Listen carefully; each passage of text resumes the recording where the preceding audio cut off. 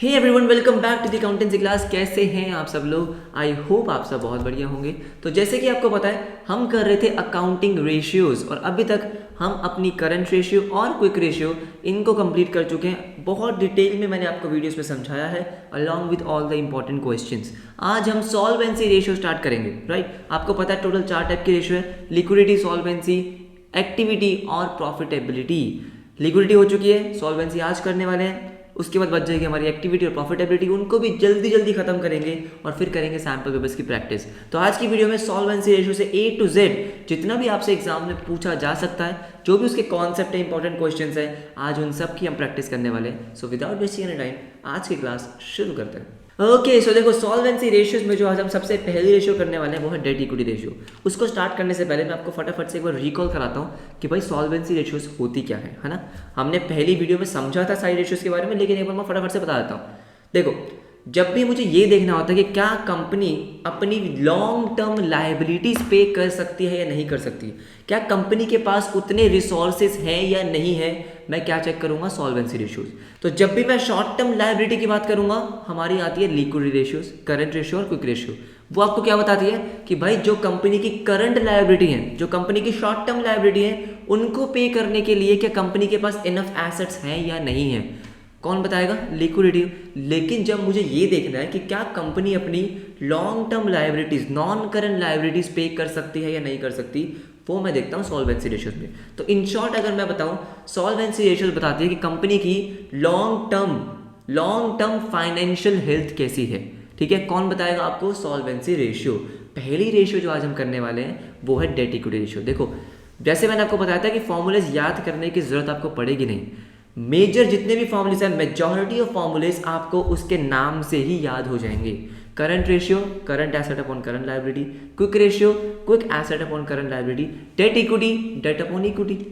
मतलब सिंपल सी बात है, डेट इक्विटी रेशियो आपको क्या बताने वाली है? डेट इक्विटी रेशियो आपको बताएगी कि भाई कंपनी के जो डेट्स हैं और जो कंपनी की शेयर होल्डर्स फंड्स हैं, इक्विटी है, उन दोनों में क्या रिलेशन है। ठीक है, एक बात आपको हमेशा ध्यान रखनी है कि जब भी मैं बात करूंगा डेट की, किसकी?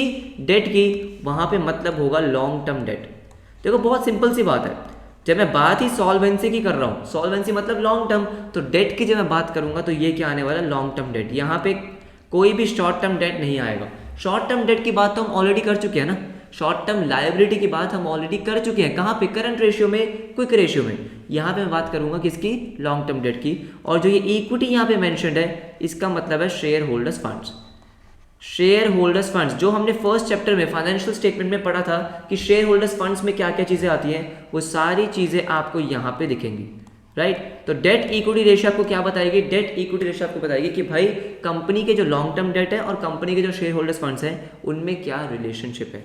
देखो, तो देखो इसका फॉर्मूला क्या हो जाएगा? फॉर्मूला हो जाएगा कंपनी के लॉन्ग टर्म डेट्स, कंपनी के लॉन्ग टर्म डेट्स, क्या क्या चीजें आएंगी इसमें मैं आपको बताऊंगा, डिवाइडेड बाय कंपनी के शेयर होल्डर्स फंड्स। ठीक है, ये हो गया आपका फॉर्मूला। याद करने की जरूरत आपको पड़ेगी नहीं, नाम से ही आपको पता चल रहा है डेट और इक्विटी में रिलेशनशिप, डेट अपॉन इक्विटी। ठीक है, अब देखो लॉन्ग टर्म डेट की जब मैं बात करता हूँ, किसकी बात करता हूँ? लॉन्ग टर्म डेट की। तो इसमें क्या क्या चीजें आ सकती हैं? याद करो, बैलेंस शीट। बैलेंस शीट को आपको याद करना है। फर्स्ट चैप्टर अगेन बहुत इंपॉर्टेंट। बैलेंस शीट में जो आपकी नॉन करंट लायबिलिटी थी, क्या थी? Non current liability. उसमें क्या था? सबसे पहला पॉइंट जो उसमें था वो था आपका long term borrowings.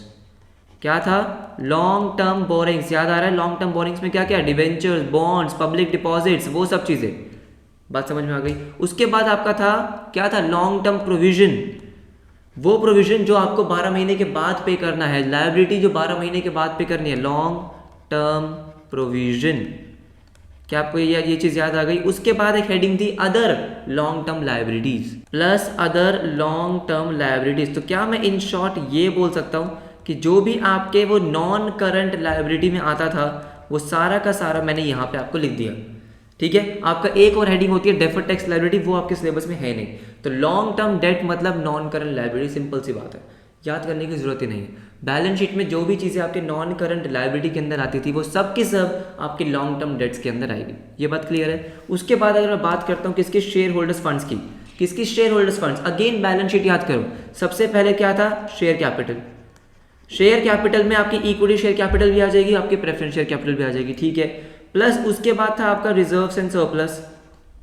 Second heading क्या थी उसके अंदर? Reserves and surplus. एक हेडिंग और थी अगर आपको याद हो, money received against share warrants. First chapter भी मैं आपको साथ साथ रिवाइज करा रहा हूँ, money received against share warrants. बस शेयर होल्डर्स फंड्स में हमारा यही था, बिल्कुल बस यही चीजें आपको कंसीडर करनी है इस रेशियो के अंदर भी। लॉन्ग टर्म डेट मतलब non current liability, share holders funds के अंदर जो चीजें आती है वो मैंने आपको बता दी है। क्या आपको बात समझ में आती है? कोई कंफ्यूजन नहीं है, ठीक है। अब उसके बाद देखो क्या होगा कि इसमें आपको मेंशन्ड है, इस रेशियो में आपको मेंशन्ड है कि भाई जो आइडियल रेशियो होनी चाहिए, जो इसकी आइडियल रेशियो होनी चाहिए वो होनी चाहिए 2:1। क्या होनी चाहिए? 2:1। कहने का मतलब क्या है? कहने का मतलब ये है कि अगर आपका शेयर होल्डर्स फंड्स 1 रुपये है तो आपकी जो लॉन्ग टर्म डेट है वो 2 रुपये होनी चाहिए, इससे बहुत ज़्यादा नहीं होनी चाहिए। मुझे एक बात बताओ, आपको क्या लगता है कि ये रेशियो कम होगी तो बेटर है कि ये रेशियो ज़्यादा होगी तो बेटर है? देखो, अगर ज़्यादा होगी इसका मतलब यह है कि आपकी कंपनी में डेट ज़्यादा है और शेयर होल्डर्स फंड्स कम है। क्या वो सही है? नहीं, रिस्की पोजीशन है। अगर आपकी कंपनी में डेट ज़्यादा है मतलब आपने लोन बहुत जगहों से ले रखा है लेकिन आपका शेयर होल्डर्स फंड्स तो कम है, रिस्की पोजीशन है। मान लो आप कोई लोन रीपे करने में फेल हो जाते हो, डिफॉल्ट कर देते हो, कितनी बड़ी दिक्कत हो जाएगी, हाँ या ना? कंपनी पे केस हो सकता है, कंपनी की प्रॉपर्टी सेल हो जाएंगी, तो बहुत रिस्की पोजीशन है, ठीक है। तो लॉन्ग टर्म डेट बहुत ज़्यादा नहीं होना चाहिए। आइडियल क्या है? 2:1। इससे ज़्यादा नहीं चलेगा, इससे बहुत ज़्यादा नहीं चलेगा, ठीक है। 2:1 आपको आइडियल रेशियो याद रखनी है।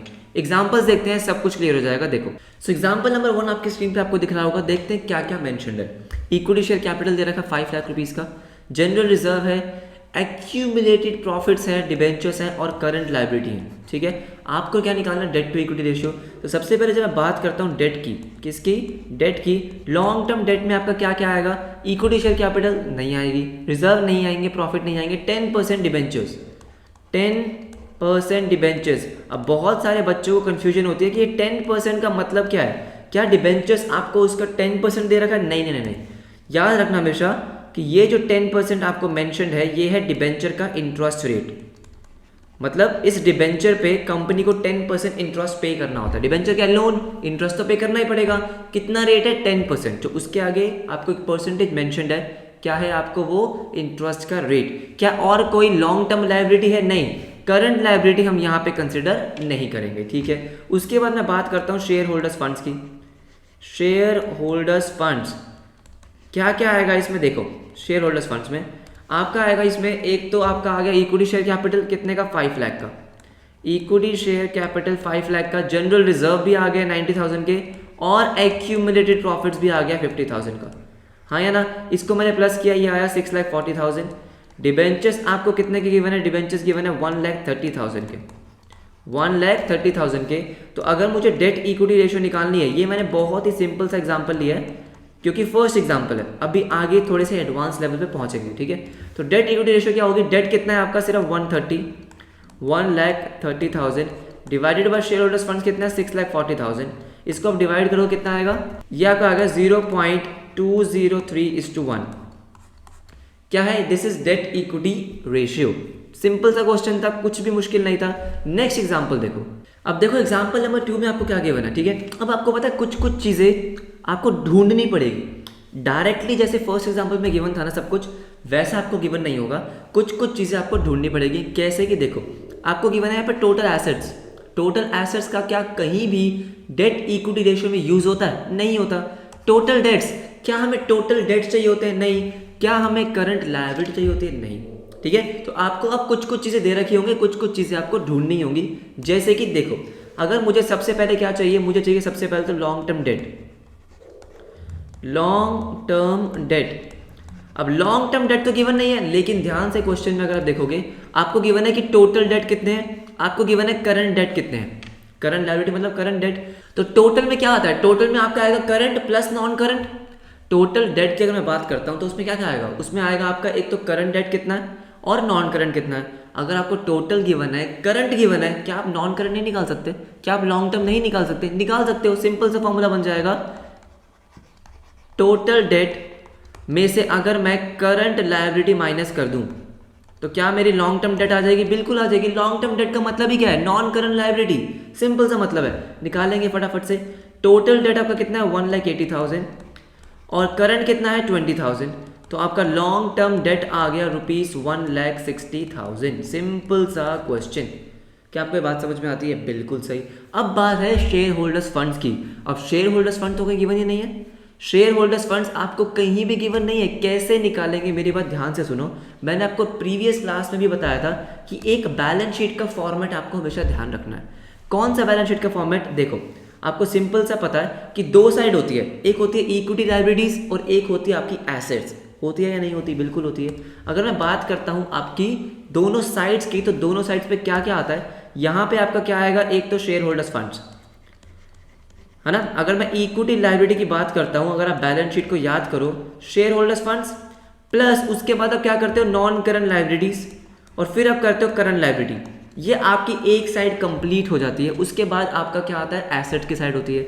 यहां पे आप क्या लिखते हो? एसेट्स। कौन कौन से एसेट्स? एक होते हैं आपके नॉन करंट एसेट्स और एक होते हैं आपके करंट एसेट्स। यही दो चीजें होती है। एक साइड में आपकी ये तीन चीजें आती है और दूसरी साइड में आपकी ये दो चीजें आती है। आपको पता है दोनों साइड हमेशा इक्वल होती हैं। क्या होती हैं? इक्वल होती हैं। तो क्या मैं बोल सकता हूं अगर मुझे एक साइड का टोटल पता है तो वही टोटल मेरा दूसरी साइड का भी होगा? जब मेरे दोनों साइड्स का टोटल इक्वल ही होता है तो भाई दोनों इक्वल ही होंगे। यस और नो? तो अगर मुझे एसेट का टोटल पता है तो इसका मतलब मुझे इक्विटी एंड लायबिलिटीज का टोटल भी पता है। क्या मैं सही कह रहा हूं? बिल्कुल। अब मुझे एक बात बताओ, आपको दे रखा है टोटल एसेट्स 2,60,000। क्या दे रखा है? 2,60,000। तो इसका मतलब आपको ये दे रखा है 2,60,000। अब मुझे इसका तो कोई भी यूज है नहीं, किसी भी काम का नहीं है, तो क्या मैं मान लूं ये भी 2,60,000 है? ऑब्वियस सी बात है। अगर मेरे एसेट का टोटल 260 है तो इक्विटी प्लस लायबिलिटी का टोटल भी 260 होगा। बिल्कुल। अब देखो 260 ये है, करंट आपको गिवन है, नॉन करंट आपने निकाल लिया। क्या आप शेयर होल्डर्स फंड्स नहीं निकाल सकते? बिल्कुल निकाल सकते हो। तो कुछ मुश्किल नहीं है, बस आपको ये छोटी सी एक बैलेंस शीट याद रखनी है, कौन कौन सी हेडिंग्स कहाँ कहाँ पे आती है।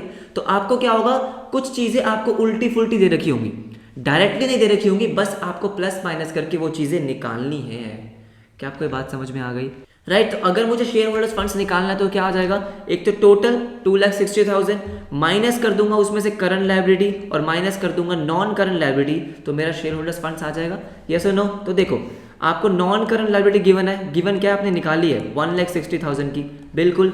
करंट आपको गिवन थी 20,000 की, हाँ है ना। तो देखो 2,60,000 का टोटल है, माइनस कर दूंगा 20,000, माइनस कर दूंगा 1,60,000। शेयर होल्डर्स फंड्स आपका आ जाएगा 80,000, हाँ है ना। 260 में से आपने क्या किया? टोटल जो आपकी लायबिलिटी है 1,80,000 की, उसको माइनस किया और शेयर होल्डर्स फंड्स आपका आ गया 80,000। बात समझ में आती है? तो कभी भी आपको कंफ्यूजन हो रही हो कि ये गिवन है वो गिवन है, क्या क्या गिवन है, कुछ समझ में नहीं आ रहा, सिंपल सी है कि बैलेंस शीट बना लो रफ में और फटाफट से कैलकुलेट हो जाएगा। राइट। फटाफट से हम लिखते हैं अब अपना फॉर्मूला, इसको मैं हटा देता हूँ। याद रखना है बस आपको, ये शेयर होल्डर्स फंड्स आपका निकल चुका है, शेयर होल्डर्स फंड्स, ठीक है। कितना आया था शेयर होल्डर्स फंड्स? आपका आ गया है वो 80,000 शेयर होल्डर्स फंड्स। तो यहां पे मैं फॉर्मूला लिख देता हूं कि 2,60,000 क्या था total, minus total debts. Total debts कितने हैं? 1,80,000, ठीक है। और ये आ गया मेरा 80,000। तो डेट इक्विटी रेशियो बहुत ही सिंपली निकल गई आपकी। डेट इक्विटी रेशियो, डेट कितना है? 160 और शेयर होल्डर्स फंड्स कितना है? 80। 2:1 आपका आंसर आ गया। ये तो बहुत ही बढ़िया कंपनी है भाई, क्योंकि जो आइडियल रेशियो है वही आपकी आ गई 2:1। क्या आपको पूरा क्वेश्चन समझ में आया? आसान सा क्वेश्चन था। राइट। नेक्स्ट क्वेश्चन देखो। ओके, सो अब जो हम एग्जाम्पल करने वाला है ना, वो बहुत ही ज़्यादा इंपॉर्टेंट है, ठीक है। आपके एग्जाम्स में आने के चांसेस उसके बहुत ज़्यादा है। क्या है वो क्वेश्चन? देखो, assuming the debt to equity is 2:1 आपको दे रखा है, ठीक है। State giving reasons whether this ratio will increase और डिक्रीज और विल हैव नो चेंज। ऐसे क्वेश्चंस आपके एग्जाम्स में आ सकते हैं। आपको बोला गया कि डेट इक्विटी 2:1 है, उसके बाद आपको कुछ ट्रांजेक्शन दे देंगे और आपसे पूछेंगे कि इस ट्रांजेक्शन की वजह से आपकी जो रेशियो है वो इंक्रीज होगी या डिक्रीज होगी या उसमें कोई चेंज नहीं आएगा, ठीक है। फटाफट से देखते हैं कि इसको करेंगे कैसे। देखो, सबसे पहली चीज जो आपको करनी है ना, रेशियो को नंबर्स में कन्वर्ट कर लो। जब आप नंबर्स में कैलकुलेशन करोगे तो आपके लिए बहुत आसान हो जाएगा कि रेशियो इंप्रूव हो रही है या डिक्रीज हो रही है। जैसे कि अगर आपको 2:1 गिवन है तो पहले ही आप मान लो कि जो आपके डेट है वो है मान लो 2 लाख रुपीस, या कोई भी फिगर ले सकते हो, कोई हार्ड एंड फास्ट रूल नहीं है। इक्विटी मान लेते हैं 1 लाख रुपीस। तो 2:1 की रेशियो हो गई, हाँ जी बिल्कुल हो गई। अब आते हैं फर्स्ट पे, आपको बोला क्या है कि सेल ऑफ फिक्स्ड एसेट जिसकी बुक वैल्यू 40,000 थी आपने बेच दी 50,000 पे। आपको बस हर ट्रांजेक्शन का क्या देखना है कि भाई कौन कौन से अकाउंट्स आपके इफेक्ट हो रहे हैं, उस ट्रांजेक्शन की वजह से कौन कौन से अकाउंट्स इफेक्ट हो रहे हैं। सबसे पहला क्या होगा, आपको पता है कि जो आपका फिक्स्ड एसेट है ना, जो आपका फिक्स्ड एसेट है उसका बैलेंस कम हो जाएगा 40,000 से। किससे? 40,000 से। लेकिन मुझे बात बताओ, क्या फिक्स्ड एसेट के कम होने से आपके डेट टू इक्विटी रेशियो पे कोई भी इंपैक्ट आएगा? नहीं। उसके बाद क्या है कि आपने इसको 50,000 का सेल कर दिया, इसका मतलब आपका कैश का बैलेंस इंक्रीज हो गया। कितने से? 50,000 से। अच्छा ठीक है, मुझे एक बात बताओ, 50,000 से कैश इंक्रीज हुआ, फिक्स्ड एसेट 40,000 से कम हुआ, और आपको हुआ है प्रॉफिट। क्या हुआ है? प्रॉफिट। कितने का? 10,000 का। आपको गेन हुआ है 10,000 का। क्या आपको बात समझ में आती है? बिल्कुल आती है ना। तो मेरा कैश का कोई फर्क पड़ने वाला है, कैश का कोई भी डेट इक्विटी पे फर्क नहीं पड़ेगा, फिक्स्ड एसेट का भी डेट इक्विटी पे कोई फर्क नहीं पड़ेगा। लेकिन 10,000 का जो प्रॉफिट है ये मेरे किसको इंक्रीज कर देगा? मेरे शेयर होल्डर्स फंड्स को इंक्रीज कर देगा। क्यों? क्योंकि वहां पे जो आप सरप्लस लिखते हो, रिजर्व्स एंड सरप्लस लिखते हो, उसका मतलब ही क्या होता है? प्रॉफिट का सारा बैलेंस। हाँ है ना। तो मेरा जो अगर प्रॉफिट हो रहा है, मेरा रिजर्व्स एंड सरप्लस तो बढ़ेगा ना भाई। सरप्लस का मतलब ही क्या है? Balance in statement of profit and loss. तो वो इंक्रीज हुआ या नहीं हुआ? प्रॉफिट बढ़ा तो शेयर होल्डर्स फंड्स बढ़े, 10,000 से आपके शेयर होल्डर्स फंड्स इंक्रीज हो गए। अगर आप रेशियो देखोगे तो डेट तो अभी भी 2 लाख का ही है, बिल्कुल, लेकिन जो आपका इक्विटी है वो हो गया 1,10,000 का। इसको आप सॉल्व करते हो, अगर 2 लाख डिवाइडेड बाय 1,10,000, ये आपका आ जाएगा 1.82 अप्रॉक्सीमेटली। तो मुझे एक बात बताओ, रेशियो इंप्रूव डिक्रीज क्या हुई है? 2:1 थी, 1.82:1 हो गई। ये आपको साफ साफ दिख रहा है कि डिक्रीज हो गई। क्या हो गई? डिक्रीज हो गई। क्या आपको बात समझ में आई कि आपको करना कैसे है? करेक्ट है। नेक्स्ट देखो फटाफट से, जो नेक्स्ट आपको गिवन है वो है इशू ऑफ बोनस शेयर, और ये है बहुत ही ज्यादा important. Issue of bonus share बहुत इंपॉर्टेंट है। जो मैंने आपको यहाँ पे 5 मेंशन करे है ना, वो मैंने पूरी बुक्स देख ली है, जितने भी मुझे इंपॉर्टेंट लगे डेट इक्विटी के वो मैंने सारे आपको यहाँ पे दे दिए। मैंने कोई भी सिंपल वाला नहीं डाला क्योंकि वो आप आसानी से कर सकते हो। हाँ या ना। ये है इंपॉर्टेंट जो मैंने यहाँ पे डाले हुए हैं, इशू ऑफ बोनस शेयर। अब बोनस शेयर इशू कर रहे हैं, पहले तो मुझे ये पता होना चाहिए कि बोनस शेयर इशू करने से कौन कौन से अकाउंट्स इफेक्ट होते हैं। हाँ या ना। तो मेरी बात ध्यान से सुनो, जब आप बोनस शेयर्स इशू करते हो, क्या करते हो? बोनस शेयर, सबसे पहली चीज जो आपके दिमाग पे स्ट्राइक करनी चाहिए कि यार बोनस शेयर्स मैंने कहीं पढ़ा हुआ है, और वो आपने पढ़ा था सिक्योरिटी प्रीमियम रिजर्व में। मैंने आपको बताया था सिक्योरिटी प्रीमियम रिजर्व की 5 चाबियां होती है जिससे वो अकाउंट ओपन हो सकता है। हाँ या ना। और उसमें से एक चाबी थी issue off fully paid bonus shares. क्या आपको वो बात याद आ गई? तो मतलब अगर कंपनी को बोनस शेयर इशू करने हैं तो कंपनी अपना सिक्योरिटी प्रीमियम रिजर्व यूज कर सकती है, और अगर सिक्योरिटी प्रीमियम रिजर्व नहीं है तो और कोई रिजर्व या प्रॉफिट को भी यूज कर सकती है। ये बात क्लियर है? अभी हम मान के चलते हैं कि सिक्योरिटी प्रीमियम रिजर्व कंपनी के पास है, ठीक है, उसने उसको यूज किया। क्या मैं बोल सकता हूं हुआ क्या? हुआ ये कि रिजर्व्स एंड सरप्लस का जो बैलेंस है वो हो गया डिक्रीज। अगर आप अपने रिजर्व्स को यूज कर रहे हो तो इसका मतलब रिजर्व्स का बैलेंस कम हो रहा है, ठीक है। दूसरा चीज क्या होगा इसमें? दूसरा इफेक्ट क्या होगा?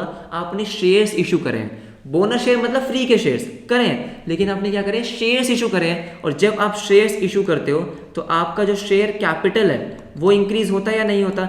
पैसे आए या नहीं आए ये नहीं देखना आपको, आपने शेयर्स इशू कर दिए ना, शेयर्स इशू कर दिए मतलब शेयर कैपिटल इंक्रीज हो गया। क्या आपको बात समझ में आती है? यस और नो? तो कौन से 2 अकाउंट्स यहाँ पे इफेक्ट हो रहे हैं? एक तो आपका रिजर्व्स एंड सरप्लस, दूसरा share capital. Reserves and surplus तो आपका डिक्रीज हो रहा है, लेकिन शेयर कैपिटल आपका इंक्रीज हो रहा है। आपका लॉन्ग टर्म डेट पे तो कोई इफेक्ट नहीं आ रहा, राइट। अगर मैं देखूं ये दोनों ही शेयर होल्डर्स फंड्स के पार्ट हैं। दोनों ही कहाँ जाते हैं? दोनों ही आपके शेयर होल्डर्स फंड्स में जाते हैं। हाँ या ना? ये बात से एग्री करते हो आप? शेयर होल्डर्स फंड्स में ये दोनों के दोनों आपके जाएंगे, ठीक है। तो हुआ क्या? शेयर होल्डर्स फंड्स में ही एक अकाउंट इंक्रीज हो रहा है, एक डिक्रीज हो रहा है। तो क्या मैं बोल सकता हूं शेयर होल्डर्स फंड्स में एक्चुअली में कोई चेंज नहीं आएगा?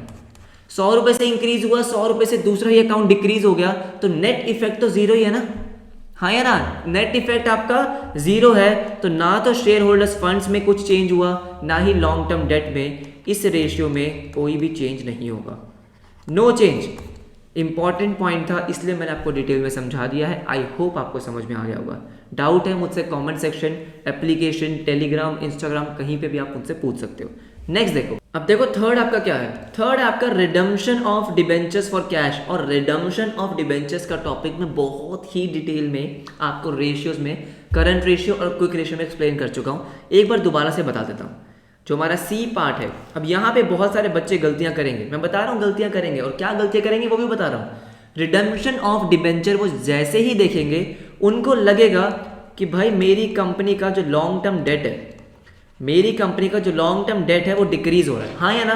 आपको लगेगा या नहीं लगेगा? बिल्कुल लगेगा। क्यों? क्योंकि डिबेंचर्स तो लॉन्ग टर्म डेट होते हैं। फेयर पॉइंट, बिल्कुल सही। लेकिन मेरी बात ध्यान से आप सुनोगे। सुनो, मैंने आपको ये चीज पहले भी बताई थी कि जैसे ही डिबेंचर्स की रिडम्पशन की डेट आती है, रिडम्पशन का मतलब क्या? पहली बात तो रिडम्पशन का मतलब है उनकी पेमेंट की डेट। पेमेंट की डेट जैसे कि मान लो आपने कुछ डिबेंचर्स इशू करे हैं, मतलब आपने लोन लिया, कितने साल के लिए? 5 साल के लिए।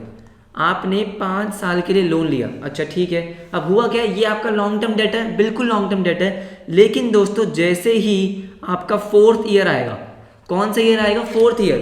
4th ईयर की जब भी आप बैलेंस शीट बना रहे होगे, 31 मार्च पे जब आप बैलेंस शीट बना रहे होगे, तो वहां पे आपको देखना होता है कि आपकी करंट लायबिलिटी कौन सी है। और करंट लायबिलिटी का मतलब क्या होता है कि अगले 12 महीने में या ऑपरेटिंग साइकिल में जो आपको पेमेंट करनी है। मुझे एक बात बताओ, आपको डिबेंचर्स को पे करना था 5 साल में, तो क्या मैं बोल सकता हूँ ये 5th ईयर है? ये आपका 5th ईयर है। क्या यहाँ पे आपको डिबेंचर्स को पे करना होगा या नहीं करना होगा? करना होगा। इसका मतलब क्या है कि जब आप 4th ईयर की अकाउंटिंग कर रहे होगे, तो ये जो डिबेंचर्स की पेमेंट है, डिबेंचर्स का रिडम्पशन है, वो आपकी बन जाती है करंट लायबिलिटी। क्यों? क्योंकि आपको अगले 12 महीने पेमेंट करनी है। माना अब वो लॉन्ग टर्म डेट था बेटा, लेकिन कभी तो उसकी मैच्योरिटी आएगी ना, कभी तो पेमेंट की डेट आएगी। और जैसे ही अगले 12 महीने में आपको पेमेंट करनी होती है, आप उसको कहाँ क्लासिफाई कर देते हो? करंट लायबिलिटी में। पहले भी एक्सप्लेन किया था, ठीक है। तो होता क्या है, आपने उसको करंट लायबिलिटी में क्या कर दिया? क्लासिफाई कर दिया। जैसे ही आपका 5th ईयर आया और पेमेंट करनी है, अब पेमेंट करने से क्या होगा? पेमेंट करने से होगा ये कि करंट लायबिलिटी कम हो जाएगी, क्योंकि डिबेंचर्स आप करंट लायबिलिटी में डाल चुके थे, पेमेंट कर दी, करंट लायबिलिटी खत्म हो गई, और दूसरा आपका कैश गया, दूसरा आपका कैश गया। ये है रिडम्पशन ऑफ डिबेंचर्स का ट्रीटमेंट। समझ में आ गया? राइट। अब मुझे एक बात बताओ, आपको बोला गया redemption of debenture for cash. बिल्कुल।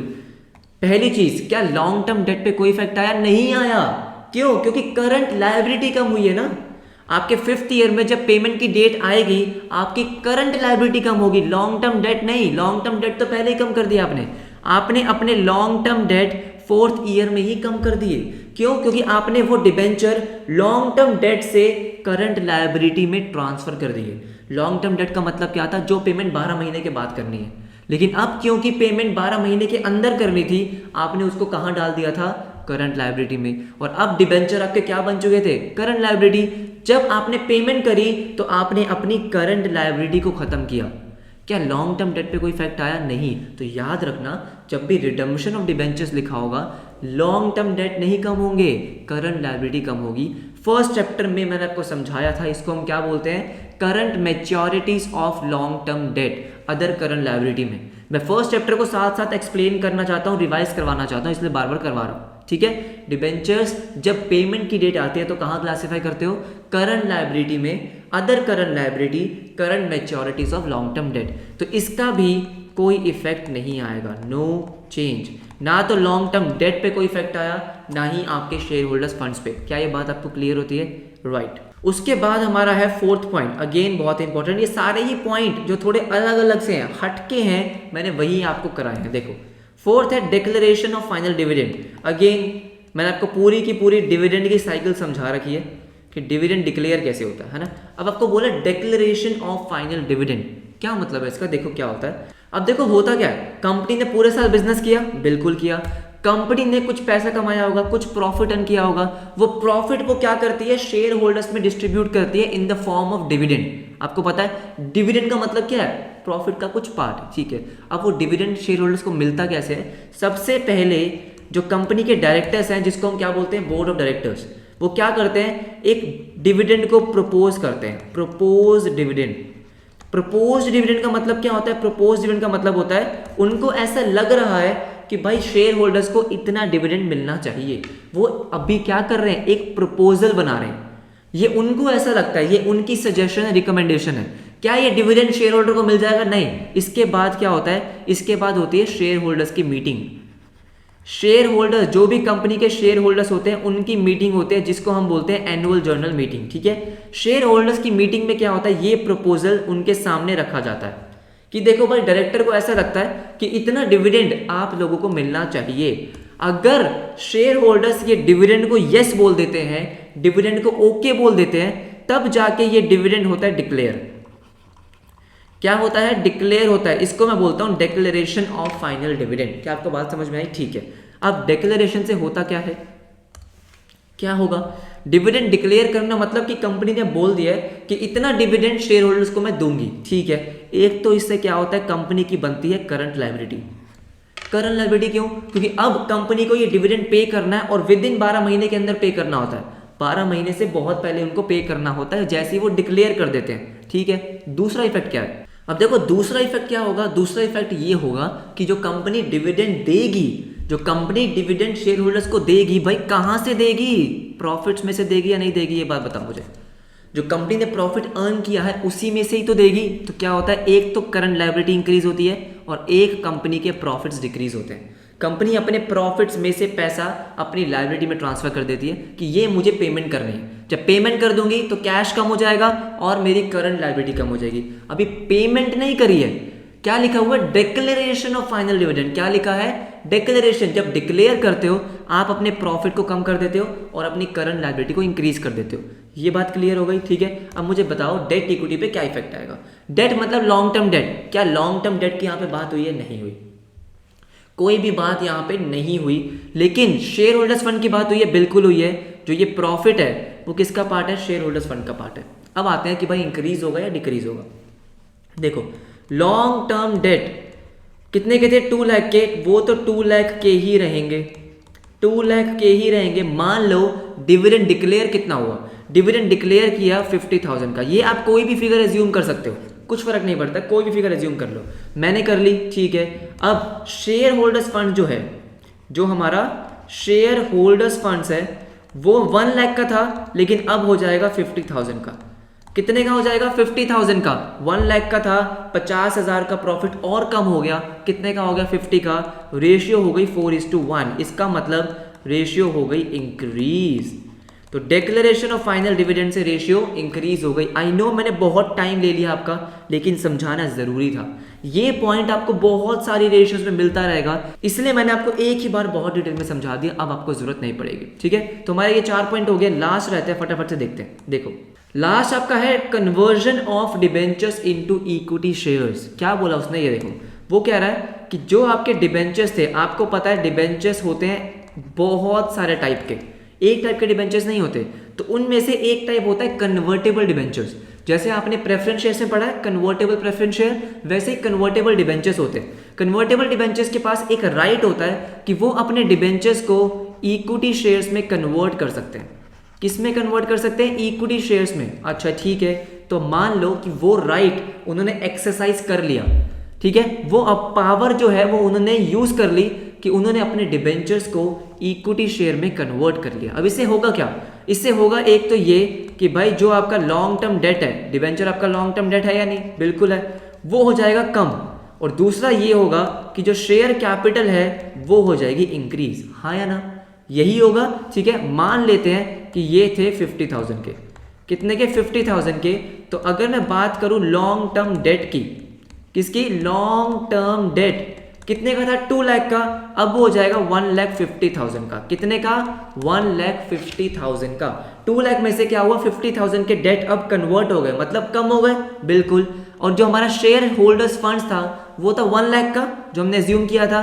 क्योंकि वो अब 50,000 से इंक्रीज हो जाएगा तो ये कितना हो जाएगा? 1,50,000। रेशियो हो गई 1:1। क्या बात है? Again decrease. क्या हो गई? डिक्रीज हो गई। पहले 2:1 थी, अब 1:1 हो गई। आई होप आपको ये 5 के 5 पॉइंट समझ में आए होंगे। बहुत इंपॉर्टेंट है, मैं बता नहीं सकता। बहुत ज़्यादा इंपॉर्टेंट है। अब हुआ ये है कि मैंने आपको क्योंकि एक एक पॉइंट बहुत डिटेल में समझा दिया, तो बेशक वो डेट इक्विटी रेशियो या कोई भी रेशियो, आपको पॉइंट तो समझ में आ गया कि इस पॉइंट से, इस ट्रांजैक्शन से कौन कौन से अकाउंट्स इफेक्ट हो सकते हैं। कोई भी रेशियो आएगी आप इन ट्रांजैक्शंस के लिए कर सकते हो, हाँ या ना, राइट। तो डेट इक्विटी रेशियो के जितने भी इंपॉर्टेंट पॉइंट्स थे मैंने आपको समझा दिए, आई होप आपको समझ में आए होंगे। Next ratio total assets to debt proprietary interest coverage ratio next video में कवर करेंगे। तो मिलते हैं आपसे नेक्स्ट क्लास में, तब तक के लिए बाय बाय।